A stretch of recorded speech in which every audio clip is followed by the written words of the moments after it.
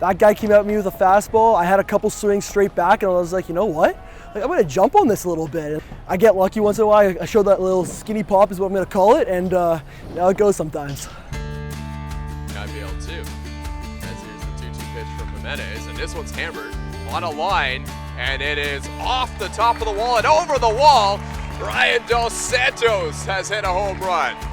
And I think that fired up my determination the most, was like, oh, you say I can't? I bet you I can.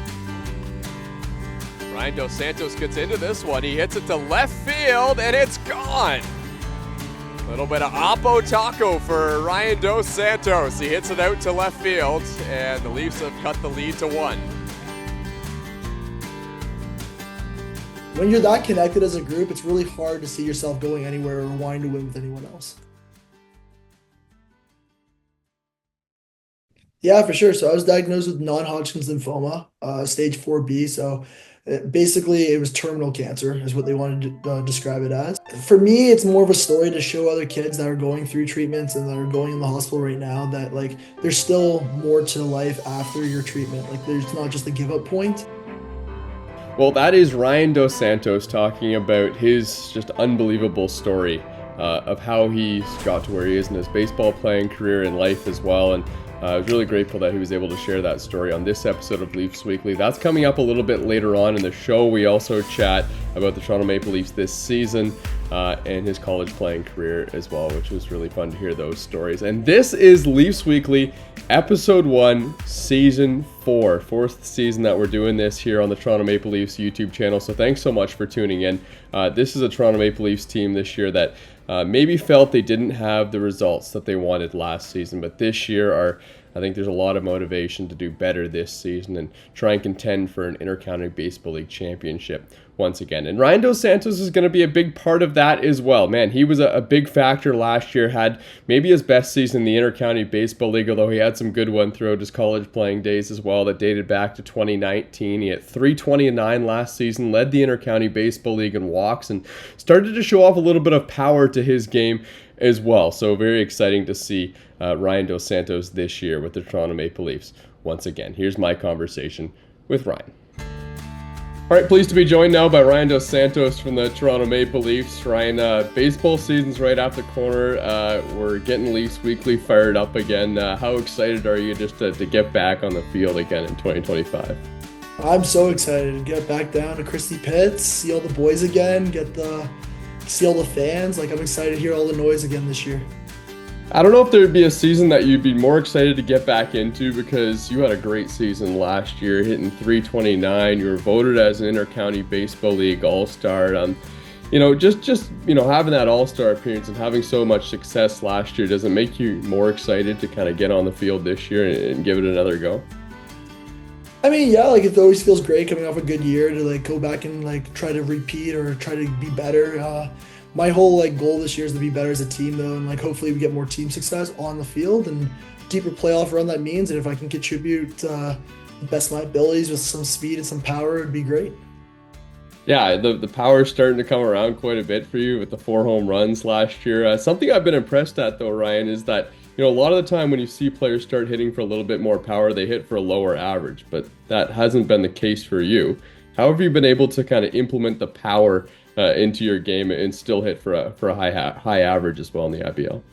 Yeah, I just try to, like, stay more aggressive, like, earlier in counts. So if I'm going to hit, like, home runs or doubles, it's going to be early on in counts. And instead of, like, I kind of change my approach when it comes down to 2 strikes. I kind of spread out a little bit and try to work more backside. And I think that it allows me to get more base hits late in counts that, like, a lot of guys stay with their power approach and they kind of swing and miss a little bit more or pop up a little bit more. I'll take away that power late in counts just to make sure I can, like, find a way to get on. So you talked about kind of trying to get better as a team for the Maple Leafs. I look at your stat line throughout the Intercounty Baseball League, and for most of the time you're splitting time between college and playing with the Leafs. You never got to have much more than 100 at-bats in the Intercounty Baseball League, but last year you got to have a nice long full season. You were there for the whole year with the Maple Leafs, and I know it's a group of guys that is still here in Toronto, and I know I've heard a lot of Maple Leafs players say they want to win, but they also want to do it with this group of guys that's been in Toronto for so long. Is that something that you feel as well? Yeah, for sure. Like, I mean, like, I know I've been in and out of the locker room a little bit with like the college stints, like you've been talking about, but like, I mean, those guys are like family. Like, it's been like the core group. Like, you still message each other. They like messaged me while I was in college as well. Like, they keep pretty much in touch. Like, we keep in touch with like the college guys now with like Mod.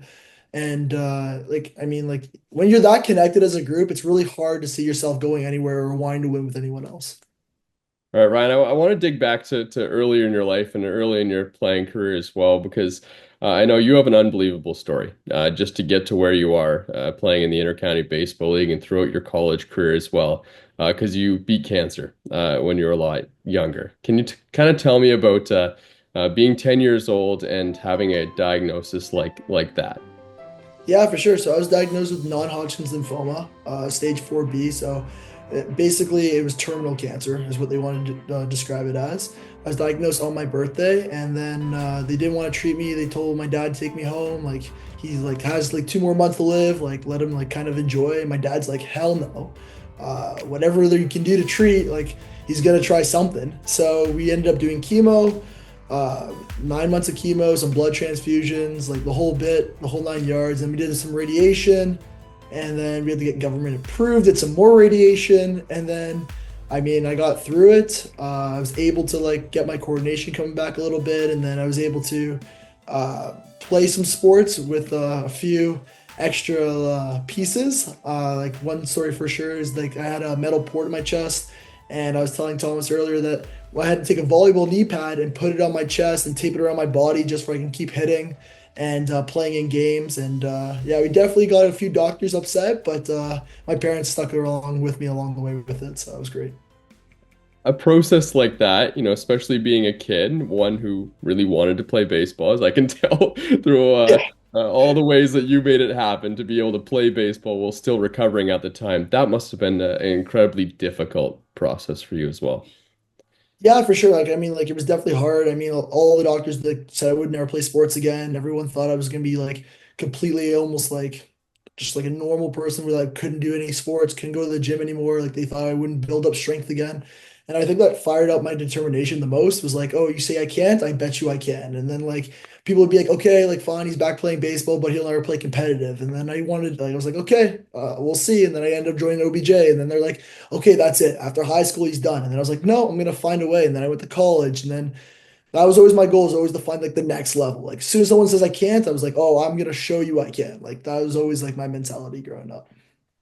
So it's been a while since since you were 10 and 15 years old throughout that progress process of recovering. Is that still something you think back to now, playing in the Intercounty Baseball League, just maybe kind of having that chip on your shoulder? Yeah, for sure. I mean, like, for me, it's more of a story to show other kids that are going through treatments and that are going in the hospital right now that, like, there's still more to life after your treatment. Like, there's not just a give up point, and it's really hard to see in the moment. And a lot of kids, like, give up and give up sports or give up hope. And I even started a charity at one point called Scarf Charity, and we donated about, I was just under $1 million in 8 years to both, like, cancer camps and also the hospital for treatment, but also like to show like the story of hope. And like I'd speak at speeches there and like talk about hope and like getting back into sports and that there's a life afterwards. And yeah, like I just want to inspire now. That's kind of like how I play. It's like inspire kids that like are going through the same thing that I used to have to go through. You absolutely are inspiring. We'll link that charity as well in this episode. Just want to dive into playing college baseball. I mean, I know that's something that you probably always dreamed of, kind of getting to the NCAA and playing college baseball, whether it's playing for Oklahoma or wherever you were in college baseball. What was kind of that experience like for you? It amazing, like a dream come true, honestly. Like a college baseball as a whole is so much fun, from like your locker room stories to your fundraising with the boys at like NASCAR events, having to like work parking lots together for 8, 9 hours to all over the place. Like your doubleheader days where you're at the field for 12 hours, but like you come like one as a group, and like it's so there's nothing else like it. I honestly, there's nothing in my life that was such a strict routine with such a fun time with that routine than there has been when I was playing college baseball. So you've had the unique experience of playing college baseball and the Intercounty Baseball League at the same time. And man, I feel like there's some pretty stark differences because one, you're playing with people your own age. Then you come to the Intercounty Baseball League and you might be playing a guy who was 40 years old and played in the major leagues. What was it like kind of transitioning between those two things? And, were there kind of some learning experiences on the way with playing in the Intercounty Baseball League at that time as well? Oh, for sure. Like, I mean, college baseball is a lot more systematic, I would call it, where like pitching coaches pretty much dominate the game in the sense of like they're going to spot up more fastballs. You're going to see a lot more velo, but like it's systematic. When you come to the IBL, like they watch your swing. You swing bad at one curveball, you'll see seven curveballs the rest of the day. Like that's all you're going to see now because like they're so smart. They have all this wisdom, and it's like they might be older, but they're also like they have that knowledge, and like they will take a college kid and make you think that you've never played baseball in your life before because they know so much more than you. So like I think that was the biggest adjustment was like learning to learn the game as I like grew playing with these like older players and like learning what they could show me, like guys like Connect and guys like Mara who like know so much about like swinging and hitting and what to look for. Like they really helped me adapt my college approach and like help me when I went back to school have a better mindset and like what to look for as well. I'll throw in another veteran name there on the Leafs, Jordan Castaldo. And I remember over all the years that I've been here in the IBL, Jordan Castaldo has been the player that's led the league in walks every single year. That was you last year. And that's something that you're starting to add to your game a little bit as well. Did you pick anything up from him, or how did you draw 39 walks last season in the Intercounty Baseball League? No, absolutely. Like Jordan and I talked a lot pregame and during like BP and stuff about like looking for your pitch and like looking to do damage and like when pitches weren't in my zone, like or something I was looking that I thought I could do damage with early in counts, like laying off those pitches early turned out to be balls and like get me better hitters counts. And then I mean, luck of the draw, I got caught a few walks in a row and like end up stealing the record from him. But no, he definitely helped me along the way with trying to like zone up my approach and like everything hitting wise, like the lefties like Mara and Jordan have definitely changed my game as a whole. I think about, there's lots of professional baseball players that you've played, people who played in Major League Baseball. I mean, I think of this year, we're going to see Fernando Rodney this year at Christie Pitts. If I told you when you're maybe 15, 16 years old that you were going to face a professional pitcher or even a Major League pitcher at some point in your career, what would you have said? I wouldn't have believed you at all. I would have thought that I would be watching them on TV, or I'd tell you that like maybe it was a fan experience that a guy was just throwing to me on a, like a fan base like Tuesday or something like that. But no, like I mean, it's gonna be very cool this season to see like guys like that. Like I mean, it's great for the league. It's gonna be great for our team to see, and like hopefully we don't see too many bow and arrows against us, but it should be great. Yeah, hopefully he's got the hat going to the side as well. I'll give you the whole experience. Just before I let you go, this team, I mean, there's a lot of players that are here from the team last season and guys who have won lots of championships, with Castaldo and Nagorski. There's also some new guys coming to the team as well. Do you kind of feel the hype around the Maple Leafs, and do you feel like this is a team that can do some damage this year in the IBL?